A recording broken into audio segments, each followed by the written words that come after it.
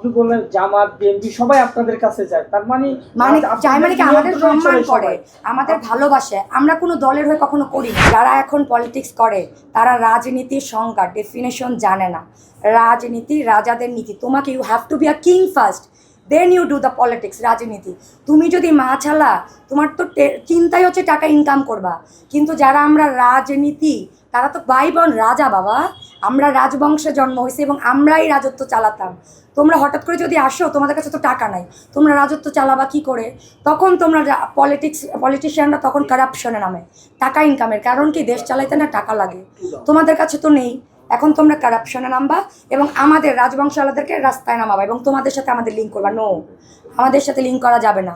আমরা by born এরকম পয়দা হয়েছে। মানে মিডিয়া যারা ফেস ভ্যালুওয়ালা, বেশিরভাগ সময় তোমরা যদি জার্নালিস্টরা অর্ধেক নিজেদের বিবেচনা করো, 50% থাকবা নেতার বাড়ির সামনে, 50% থাকবা নায়কের বাড়ির সামনে। তোমরা আমি তো দেখি না তোমরা ডাক্তারদের বাড়ির সামনে, বিজনেসম্যানদের বাড়ির সামনে থাকো। তোমরা তো থাকো না আমাদের বাড়ির সামনে। তারকারা ওই রাজনীতিবিদদের সাথে থাকে বিকজ অফ দ্য ফোকাসিং জিনিস, ফোকাস হতে চায়। তারকা মানেই ফোকাস চায়, তারা লাইট পছন্দ করে। আমার মতো তো চক বাজার বসে থাকে না তারা ফোকাস, যেখানে লাইট দেখবে সেখানেই যাবে।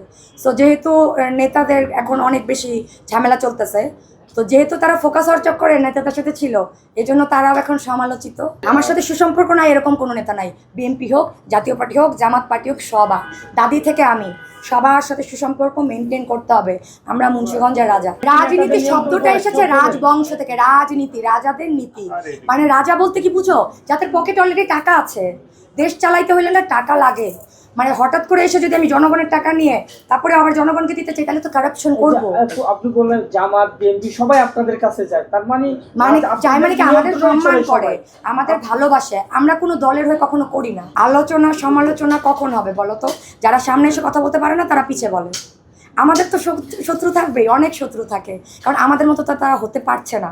অনেক কম বয়সে আমরা যেরকম হয়ে গেছি, এটা ওরা ওই চুল পাকা হওয়া পর্যন্ত হইতে পারে না। যারা পিছে কথা বলে তাদেরকে বলবা সামনে এসে বলতে। ওয়ালটন আবারও মিলিনিয়ার অফারে ওয়ালটন ফ্রিজ কিনে আপনিও হয়ে যেতে পারেন মিলিয়নিয়ার। মিলিনিয়ার ছড়াছড়ি দেশ জুড়ে, এটা শুধু ওয়ালটেনই পারে।